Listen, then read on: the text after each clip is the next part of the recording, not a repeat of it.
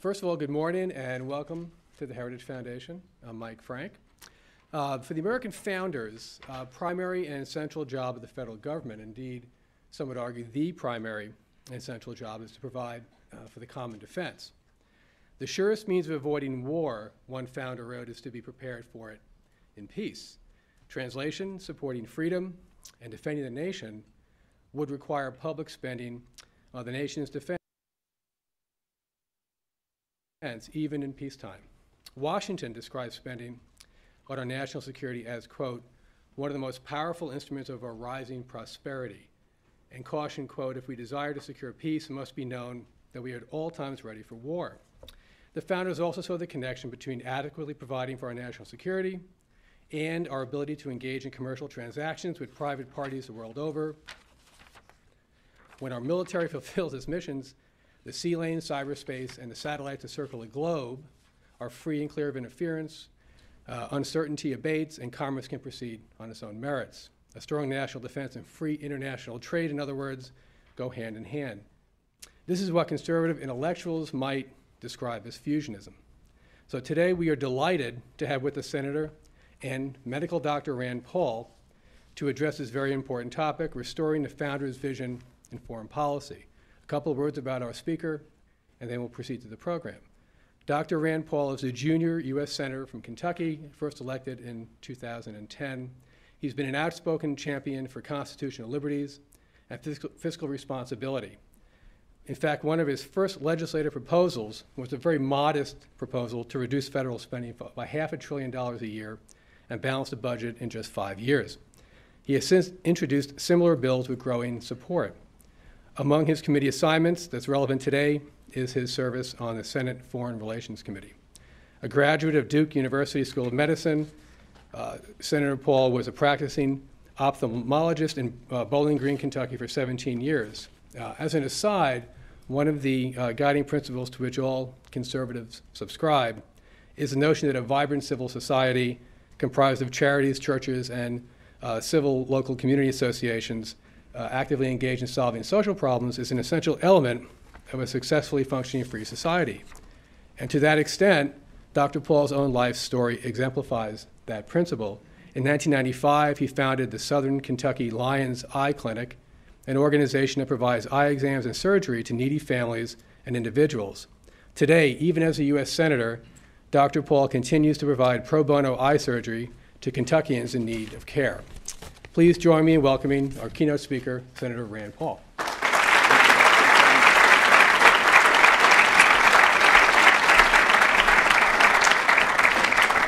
Thank you. I want to thank Heritage for allowing me to speak today. When people have been asking me, where's Jim DeMint, I say, kind of jokingly, I say, he's gone to a better place. But I think that's true. Think tanks are very important, and we're very proud of Heritage, and I want to thank Ed Fulner for all his years and for really establishing a great think tank.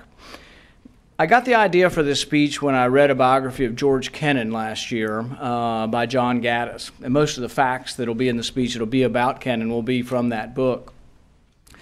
The topic of the speech today is containment and radical Islam. Foreign policy is uniquely an arena where we should base decisions on the landscape of the world as it is, not as we wish it to be. I see the world as it is. I'm a realist, not a neoconservative, nor an isolationist. When candidate John McCain argued in 2007 that we should remain in Iraq for 100 years, I blanched, and I wondered what the unintended consequences of prolonged occupation would be. But McCain's call for a 100-year occupation does capture some truth, that the West is in for a long, irregular confrontation, not with terrorism, which is simply a tactic, but with radical Islam. As many are quick to note, the war is not with Islam. The problem is that a radical element of Islam, the problem is that this radical Islam is no small minority, but a vibrant, often mainstream, vocal, and numerous minority. In Saudi Arabia, Pakistan, and even Afghanistan, where we presided over a constitution written by moderates, radical concepts such as the death penalty for blasphemy or apostasy are the law of the land. A survey in Britain after the subway bombing showed that 20% of the Muslim population in Britain approved of the violence. Now, some libertarians argue that Western occupation and intervention fans the flames of radical Islam. I agree. But I don't agree that absent Western occupation, that radical Islam goes quietly into that good night. I don't agree with FDR's Vice President Henry Wallace that the Soviets, or radical Islam in today's case, can be discouraged by the glad hand and the winning smile. Americans need to understand that Islam has a long and perseverant memory. As Bernard Lewis writes, the general level of historical knowledge in American society is abysmally low. The Muslim peoples, like everyone else in the world, are shaped by their history, but unlike some others, they are keenly aware of it. Radical Islam is no fleeting fad, but rather a relentless force. Though at times stateless, radical Islam is also supported by radicalized nations such as Iran. Though often militarily weak, radical Islam makes up for this lack of conventional armies with unlimited zeal. For Americans to grasp the mindset of radical Islam, we need to understand that they're still hopping mad about a massacre at Karbala some 1,300 years ago. Meanwhile, many Americans are often more concerned with who's winning Dancing with the Stars. Over 50% of Americans still believe Iraq attacked us on 9/11. Until we understand the world around us, until we understand at least a modicum of what animates our enemies, we cannot defend ourselves and we cannot contain our enemies. To understand how we will contain radical Islam, we need to understand the longest, most dangerous war in our history, the Cold War. In February 1946, George Kennan sent a 5,000-word telegram heard round the world. The long telegram gained him instant and near universal fame, as it called for containment of the Soviet Union. Today, I'm less ambitious, conscious that we live in a world that is lucky to read 140-character text, much less an essay of 5,000 words. I think all of us, though, have the duty to ask, where are the Kennans of our generation? When foreign policy has become so monolithic, so lacking in debate, that Republicans and Democrats routinely pass foreign policy statements without debate and without votes. Where are the calls for moderation, the calls for restraint? Anyone who questions the bipartisan consensus is immediately castigated, rebuked, and their patriotism challenged. One of the most pressing questions of the day, the possibility of Iran developing nuclear weapons, appears to have less debate in this country than it receives in Israel. In Israel, the current head of the Mossad, Tamir Pardo, states that we need to quit discussing Iran and nuclear weapons as an existential threat to Israel, as that confines us to only one possible cataclysmic response. The former head of the Mossad, Meir Dagan, a war hero, also cautions of the unintended consequences of preemptive bombing of Iran, both the possibility that the strikes are ineffective and that Israel suffers a significant conventional missile response from Iran. Dagan said he did not advocate a preemptive strike against Iran's nuclear program anytime soon. Yuval Diskin, the former chief of Shin Bet, Israel's domestic security service, recently said that an attack against Iran might cause it to speed up its nuclear weapons. Iran's army's chief of staff suggested in an interview with the Israeli paper Haaretz that the Iranian nuclear threat was not quite as imminent as some have portrayed it. On the other side of the coin, Prime Minister Netanyahu does warn that Iran is on the verge of obtaining nuclear weapons. There is a real debate in Israel over what to do. These are not easy questions. It seems that the debate of Iran is more robust in Israel than it is here. I have voted for sanctions against Iran in the hope of preventing war and allowing for diplomacy. The sanctions have not been fully implemented, but they do appear to have brought Iran back to the negotiating table. I did, however, hold up further sanctions until Senator Reid added my amendment that states, nothing in this bill is to be interpreted as a declaration of war or as a use of authorization of force. The debate over war is the single most important debate that occurs in this country, and it should not be glossed over. I am persuaded, though, that for the sanctions to change Iran's behavior, we must have the commitment of Iran's major trading partners, China, Russia, Japan, India. Understandably, no one wants to imagine what happens if Iran develops nuclear weapons. But if we don't have at least some of that discussion now, the danger exists that war is the only remedy. No one, myself included, wants to see a nuclear Iran. Iran does need to know that all the options are on the table. But we should not preemptively announce that diplomacy or containment will never be an option. In a recent Senate resolution, the bipartisan consensus stated that we will never contain Iran should they get a nuclear weapon.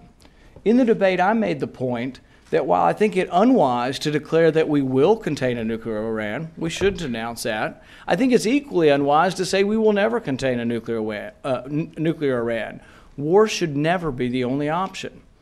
Let me be clear, I don't want Iran to have nuclear weapons, but I also don't want to decide with certainty that war is the only option. Containment, though, should be discussed as an option with regard to a larger threat, the more generalized threat with radical Islam. Radical Islam, like communism, is an ideology with far reach and will require a firm and patient opposition. In George Kennan's biography, John Gaddis describes a meeting with Strobe Talbot, Kennan, and President Clinton. Clinton asks, "Why don't we have a concept as succinct as containment?" Kennan's response, that containment had become a misleading simplification. Strategy could not be made to fit on a bumper sticker. The president laughed and said, "That's why you're a great diplomat and scholar and not a politician." Kennan chafed that his opponent sometimes drew conclusions from containment that were disagreeable to him, but the fact of the matter is that the concept of containment succinctly describes an active strategy, or as Gaddis put it in his book, a path between the appeasement that had failed to stop World War II and the alternative of a third world war. What the United States needs is a foreign policy that finds that middle path, a policy that is not rash or reckless, a foreign policy that is reluctant, restrained by constitutional checks and balances, but does not appease, a foreign policy that recognizes the danger of radical Islam, but also the inherent weakness of radical Islam. A foreign policy that recognizes the danger of bombing countries on the pretext of what they might someday do. A foreign policy that requires, as Kennan put it, a long-term patient but firm and vigilant containment of expansive tendencies. A policy that understands the distinction between vital and peripheral interests. No one believes that Kennan was an isolationist, but Kennan did advise that non-interference in the internal affairs of another country was, after all, a long-standing principle of American diplomacy that should be accepted only when the means to conduct such intervention successfully and can afford the cost. In Kennan's famous X article, he argues that containment meant the application of counterforce at a series of constantly shifting geographical and political points, corresponding to the shifts and maneuvers of Soviet policy. He later clarified, though, that he did not necessarily mean that the application of counterforce had to always mean a military response. He argued that containment was not a strategy to counter entirely by military means, but containment was not diplomacy alone either. Like communism, radical Islam is an ideology with worldwide reach. Containing radical Islam requires a worldwide strategy like containment. It requires counterforce at a series of constantly shifting worldwide points. But counterforce does not necessarily mean large-scale wars with hundreds of thousands of troops, nor does it always mean a military action at all. Kennan objected to Truman's doctrine that implied an obligation to act wherever Soviet aggression or intimidation occurred without regard to whether American interests were at stake or the means existed with which to defend them. He was concerned that the Truman Doctrine was a blank check to give economic and military aid to any area in the world. Likewise, today's Truman's caucus wants boots on the ground, weapons in the hands of freedom fighters everywhere, including the Syrian rebels. Perhaps we might want to ask the opinion of the 1 million Christians who live in Syria, many of whom fled Iraq after our Shiite allies were installed. Perhaps we might want to ask, will the Syrian rebels respect the rights of Christians, women, and other ethnic minorities? In the 1980s, the War Caucus in Congress armed Osama bin Laden and the Mujahideen in their fight against the Soviet Union. In fact, it was the official position of our State Department to support radical jihad against the Soviets. We all know how well that worked out. Out of the Arab Spring, new nations have emerged. While discussion of Iran dominates foreign affairs, I think more time needs to be allotted to whether we should continue to send aid and weapons to countries that are hostile to Israel and to the United States. I, for one, believe it is unwise to send more M1 tanks and F-16 fighters to Egypt. Kennan argued that integrating force with foreign policy did not mean blustering, threatening, waving clubs at people, and telling them if you don't do this or that, we're going to drop a bomb on you.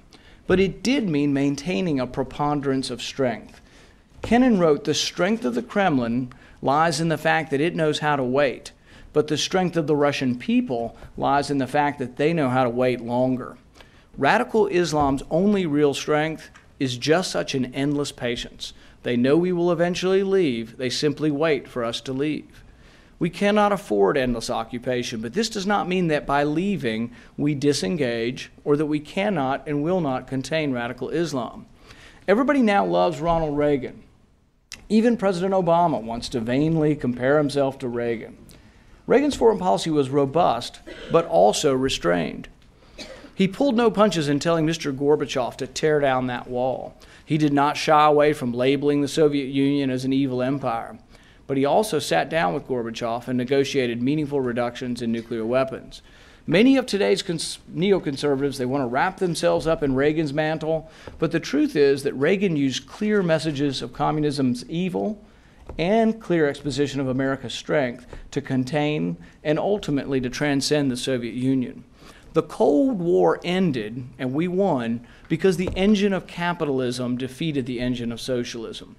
Reagan aided and abetted this not by liberation of captive people, but by a combination of don't mess with us, language and diplomacy, not inconsistent with Kennan's approach.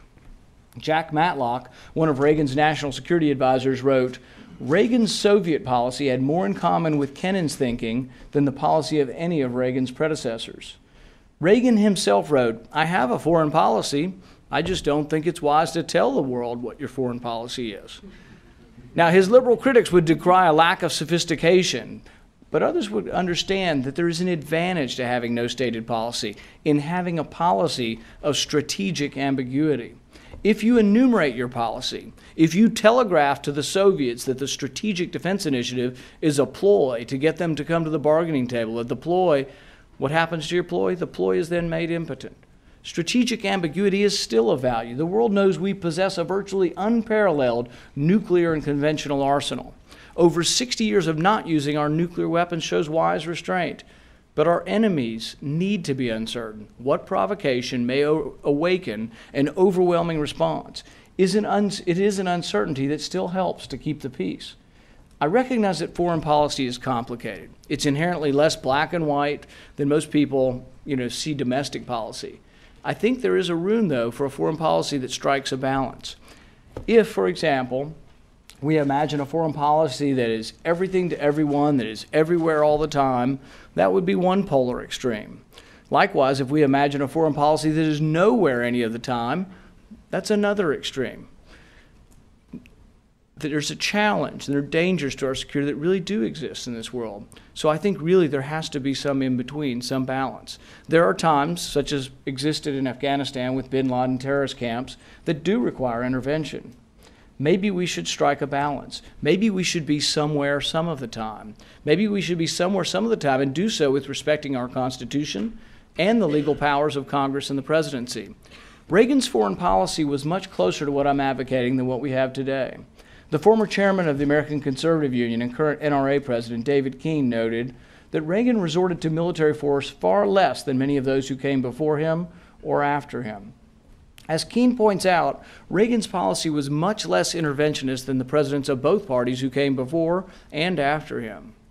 I would argue that a more restrained foreign policy is the true conservative foreign policy, as it includes two basic tenets of true conservatism: respect for the Constitution and fiscal discipline. I'm convinced that what we need is a foreign policy that works within these two constraints, a foreign policy that works within the confines of the Constitution and the realities of our fiscal crisis. Today in Congress, there is no such nuance, no such moderation of dollars or of executive power. Last year, I introduced a non-binding resolution in the Senate, reiterating the president's words when he ran for office, that no president should go to war unilaterally without the approval of Congress, unless an imminent threat to our national security exists. Not one Democrat voted to support candidate Obama's words, and only 10 Republicans did.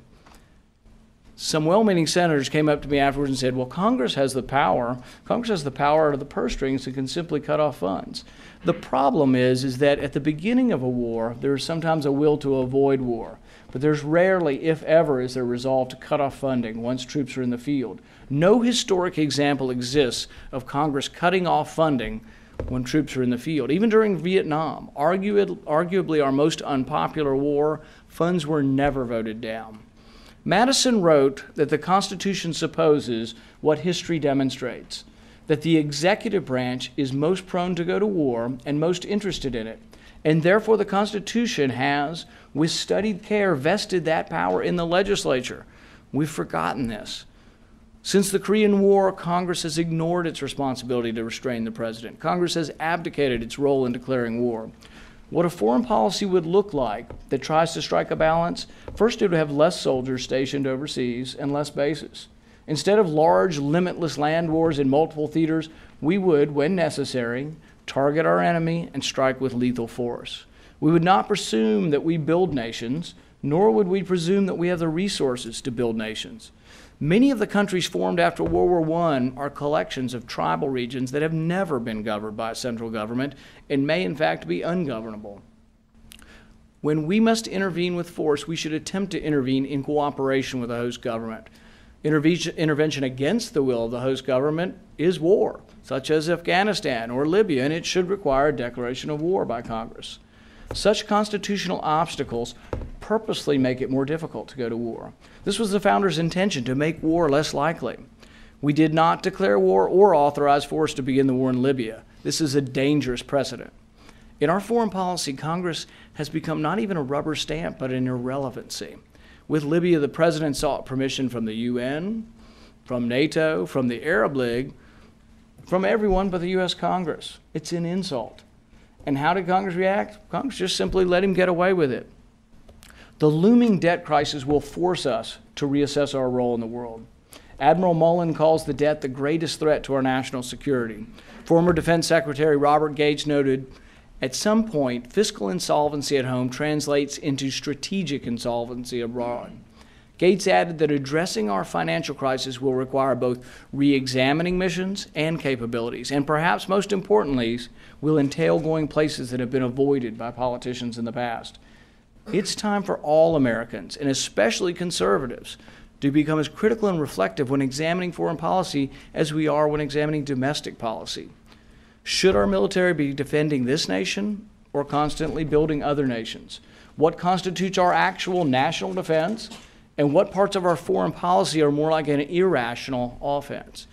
It's the soldier's job to do his duty, but it's the citizen's job to question their government, particularly when it comes to putting soldiers in harm's way. And of course, the questions that are forced to ask today is, can we afford this? I hope such questions begin to be asked and we see some sort of return to a constitutional foreign policy. I hope this occurs before the debt crisis occurs and not amidst a crisis. To that end, I will fight to have a voice for those who wish to see a saner, more balanced approach to foreign policy. Thank you very much.